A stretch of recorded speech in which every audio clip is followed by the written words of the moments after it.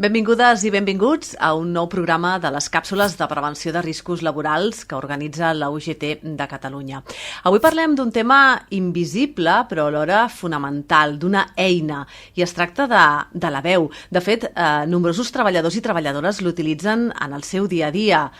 Presentadors, presentadores, actors, actrius, mestres, docents, teleoperadors, teleoperadores, cada dia han de treballar amb la seva veu.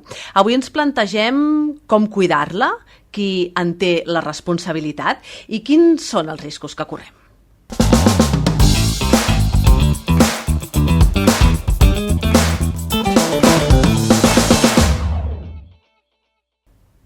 I per això, per resoldre totes aquestes qüestions, hem convidat el Josep Maria Vila. Què tal? Com estàs? Molt bé. Ell és professor de logopèdia a la Facultat de la Universitat Ramon Llull.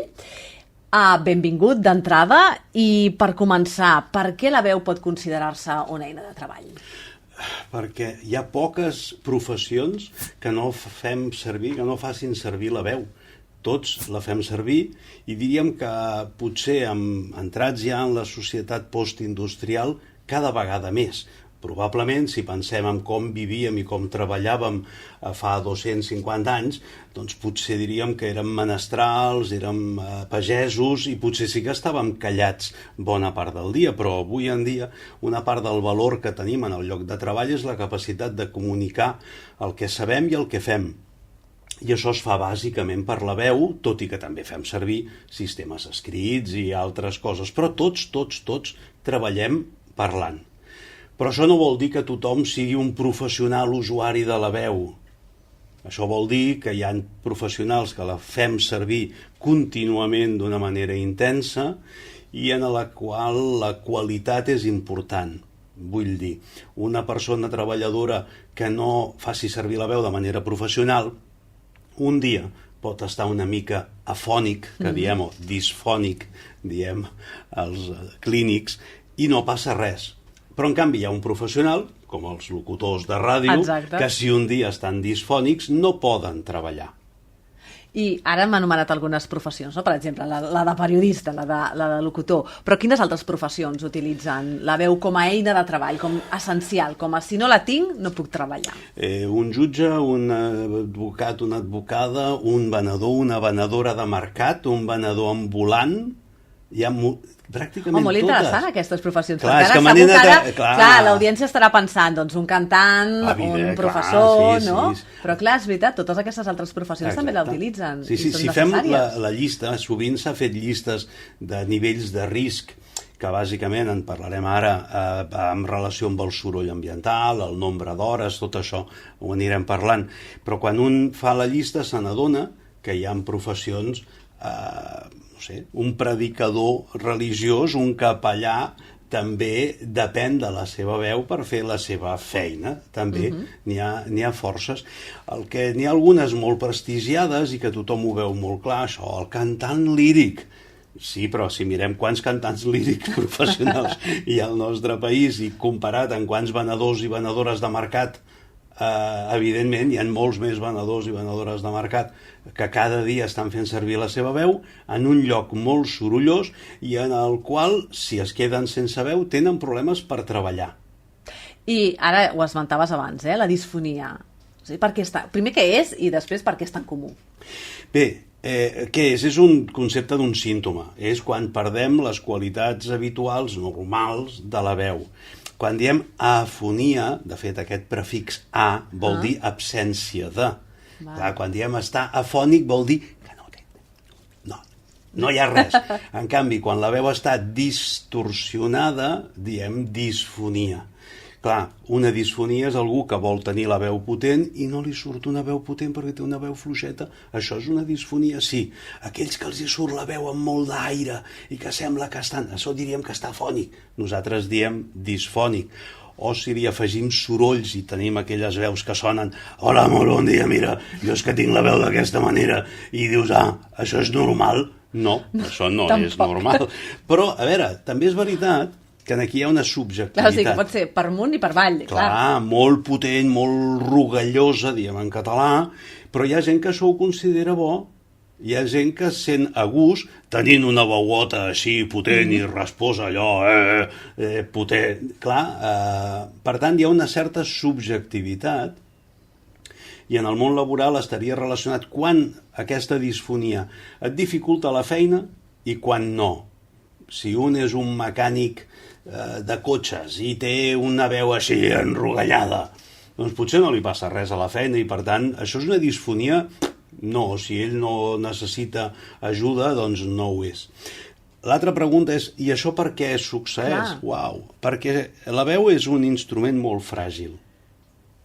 Si preguntem amb què fem la veu, d'entrada ja no tenim un únic organisme, un sol òrgan. Tenim essencialment allò que diem les cordes vocals, que no són cordes, són arrugues, són uns plecs a l'interior de la laringe del sistema respiratori. Necessitem l'aire dels pulmons i després necessitem la faringe i la boca per amplificar. Si fem un símil i ens anem, els que tenim una edat teníem a casa allò que en dèiem un tocadiscos. Un tocadisc necessitava energia, la llum elèctrica, això és la respiració. Teníem una agulla, serien les cordes vocals, i teníem uns amplis, uns bafles, que eren els que amplificaven la veu del cantant, la música. Amb la veu ens passa el mateix. Necessitem una energia, que és l'aire, un vibrador, les cordes vocals, i uns amplificadors, la boca i la faringe. Les cordes vocals són molt delicades, són molt fines. Tenim veu perquè tenim una pell molt, molt fina que fa així com una bandera, com una ondulació. Si aquesta ondulació queda limitada perquè ens hem inflamat una mica o perquè tenim un moquito, un moc allà enganxat o tenim una petita hemorràgia en aquella zona, la veu passa a tenir aquests sorolls i aquesta disfonia. És molt, molt, molt fràgil. És una pell tan fina com la que podríem tenir a l'interior de la boca, una cosa així suau, flexible, que fàcilment s'inflama. I els problemes de la veu, de fet ja ho apuntaves fa un moment, poden acabar amb una baixa laboral, depèn del que et dediquis, no? Sí, clar, depèn del que ens dediquem, pot ser causa de baixa laboral. De fet, hauríem de recomanar a les persones professionals de la veu que si presenten una disfonia severa han de demanar la baixa, perquè a vegades ens passa allò que subestimem la nostra malaltia i estem amb la veu una mica tocada, però és igual, me'n vaig a fer classe. I a veure, estic una mica més cascat, però encara hi puc anar. I resulta que una inflamació, si l'anem maltractant, en lloc de curar-se, el que fa és empitjorar. Per tant, efectivament, quan un treballador o treballadora necessita de la veu per treballar i la seva veu no està en condicions, ha de demanar atenció sanitària. En primer lloc, si entenem que és un problema de veu derivat de la feina, haurà de ser en els serveis de vigilància de salut de la seva empresa, però si no, en el Sistema Nacional de Salut. Anem al CAP, li demanem al nostre metge de capçalera, el metge de família, i el metge de família, si considera necessari, ens enviarà a l'especialista, que és l'otorrinolaringòleg. Clar, moltes vegades esperem per reaccionar, esperem a perdre la veu, no? Quan ja no hi ha marxa enrere. Què podem fer per prevenir que això no ens passi? Primer entendre les causes, que no són sempre les mateixes, però hi ha 3-4 causes que són molt generals. En primer lloc és quantes hores d'ús de veu fem, perquè la veu, ja dic, és una pallaringa, és una pell molt fina i uns músculs, i les pells s'inflamen i els músculs es fatiguen. Per tant, es pot estar parlant 14 hores al dia? No. Però hi ha professions que pràcticament estan així. Doncs la primera causa és regular el nombre d'hores. Després hi ha un fenomen que és la lluita entre la meva veu i l'entorn sonor. La veu ha de lluitar contra el soroll. Si treballo en un entorn sorollós, la meva veu ha d'anar més potent, més forta, es fatiga més i, per tant, he d'analitzar en el meu lloc de treball hi ha soroll ambiental, doncs prevenció, si hi ha soroll ambiental he de baixar-lo. Com? Doncs demanant que les màquines estiguin més lluny del lloc on estic treballant, posant mampares sonoreductores per evitar que el soroll d'aquelles màquines incideixi sobre la meva veu, demanant que el mobiliari de l'aula sigui un mobiliari menys sorollós. Les aules d'escola són una experiència molt interessant. Nosaltres potser fa uns quants anys, no diré quants, que no anem al col·le. Però si un dia d'aquests entrem en una escola, a qualsevol aula, veurem que hi ha de tot menys silenci. Primer perquè la canalla xerra, es mou, respira, tus, però també perquè el mobiliari fa soroll quan es mou i els infants no estan quiets a les cadires. Els nens i nenes es mouen amunt i avall i les cadires i les taules van fent soroll perquè la finestra de l'aula dona al pati on hi ha un company amb un grup que estan fent educació física i per tant o estan fent el seu temps d'esbarjo i per tant fan soroll. Clar, allà hi ha una mestra, un mestre que estan 5-6 hores posant veu per sobre d'aquell soroll. Clar, no, dius, i com ho fem? Traiem a la canalla de l'aula? No, perquè són els receptors. No pots, els fas callar, gairebé impossible. O sigui, no és tan senzill treure el soroll, però en algunes empreses sí que hi ha això. Per tant, un és quantitat d'hores d'ús, l'altre seria la competència amb el soroll.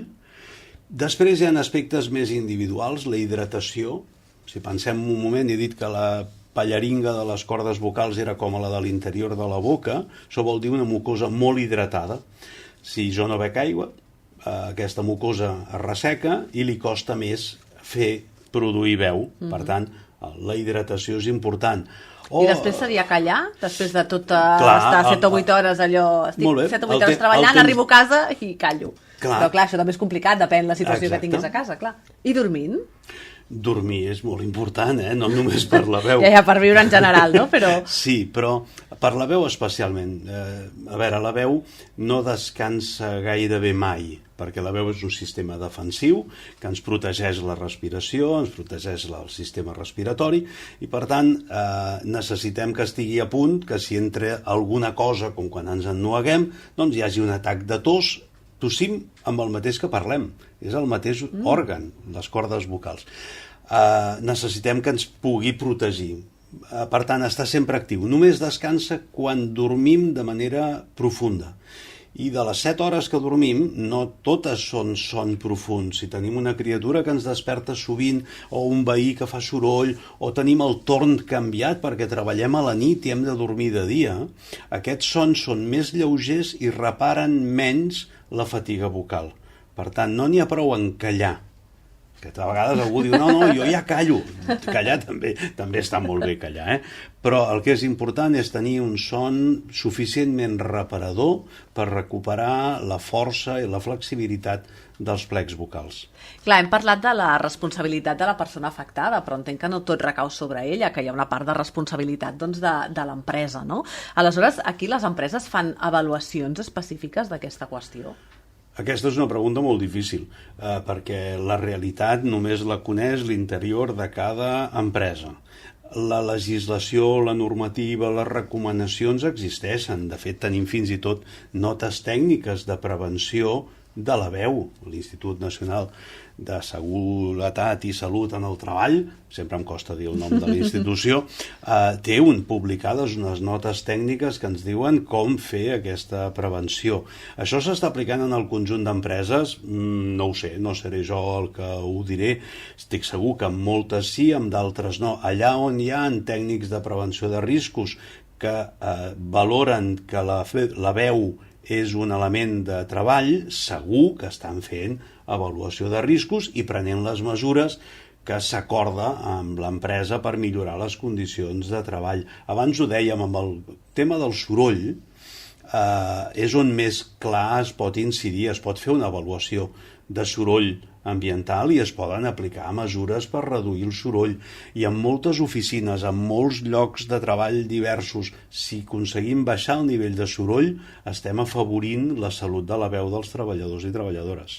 Clar, de fet, abans comentaves, no?, l'exemple d'una aula d'una escola, no?, el que es pot fer allà, que és relativament poc. Però en quins espais es pot regular o adequar doncs, perquè la veu pateixi menys? Mira, hi ha una altra professió que l'ha has comentat tu a l'inici d'aquesta conversa, que són els call centers, teleoperadors i teleoperadores. En allà posar barreres de so, mampares sonoreductores, posar bons equips d'àudio en la connexió telefònica, uns bons micros, regular els temps de descans. Aquí sí que pots dir no heu d'estar més de tanta estona tenint trucades telefòniques. Fins i tot regular en alguns centres de teleoperadors i teleoperadores i es pot regular si les trucades que entren són més o menys conflictives, perquè també, i apunto un altre element més psicosocial, l'estrès és un factor molt negatiu per la veu. Per tant, si una persona està tenint trucades sempre d'alt nivell d'estrès, perquè són queixes d'usuaris, perquè són reclamacions molt dures, és probable que la seva veu es fatigui més que aquella persona que està fent una atenció tova, una atenció suau. Clar, l'empresa pot regular això, algunes sí, algunes no. Ho fan. Jo sé que algunes empreses de call center tenen en compte el soroll ambiental, la tecnologia dels aparells de comunicació, els ritmes de descans i fins i tot aquesta rotació en l'atenció de trucades complicades. Ara, puc assegurar que això ho fa tothom? Evidentment, no. I en aquelles empreses que encara no contemplen la veu com un risc laboral, quin missatge enviaries? Demanaria a les persones que treballen allà que facin la seva primera reflexió i si creuen que la veu és eina de treball, que ho presentin en els seus representants dels treballadors i evidentment els companys i companyes de prevenció de riscos hauran de dir, doncs demanarem una avaluació de riscos i farem un seguiment, perquè potser amb la veu hi ha un fenomen. Si qualsevol de nosaltres demà es desperta una mica tocat de veu i li dura 2 o 3 dies, què farà? La primera tendència és anar al seu metge de capçalera, no al seu metge de treball. I això fa que fins i tot les estadístiques de baixes per disfonia són unes estadístiques molt distorsionades, perquè moltes d'aquestes baixes no es registren com a baixa laboral, com a baixa de motiu professional, sinó que entren dins del Sistema Nacional de Salut, es dona la baixa, el metge et diu pren això, pren allò, fes logopèdia, vés aquí, o vés a l'otorrino i al final l'han d'operar i li han de treure una lesió a les cordes vocals i no s'ha registrat això com a malaltia laboral. Per tant, som nosaltres, les persones treballadores, que hem de fer el dir, la meva disfonia, la meva afonia, pot tenir a veure amb la feina? Sí, si és així, ho he de dir al metge de capçalera perquè llavors ell iniciï el procés de dir possible malaltia laboral i ho hem de notificar a l'empresa. D'entrada, hem de creure que moltes empreses no faran a no ser aquestes, teleoperadors, venedors, escoles, no ho contemplaran, però si les persones treballadores van presentant dient potser la meva disfonia és per la feina, això pot evolucionar. I per acabar i breument, si haguessis de donar un únic consell a una persona que treballa amb la veu cada dia, quin seria? Que prengui consciència. Ser conscient que la veu és el meu instrument de treball. Perquè a vegades ens pensem que és un automàtic i que va sol i que jo no hi puc fer res. I es pot fer molt per la veu. El que hem dit, el soroll, el descans, beure aigua, demanar a algú que m'ensenyi a no forçar la veu, a regular-ho. Però el primer que he d'entendre és que la veu no és un automàtic, la puc modificar, la puc perdre i la veu és una eina de la meva feina. Prendre consciència. Josep Maria, moltes gràcies per totes aquestes informacions que ens has donat i ens quedem amb aquesta frase final de prendre consciència que la veu és una eina de treball i com a treballadors i treballadores tenim dret a que es vetlli per la seva salut i per la nostra seguretat. Gràcies i ens trobem en la propera càpsula.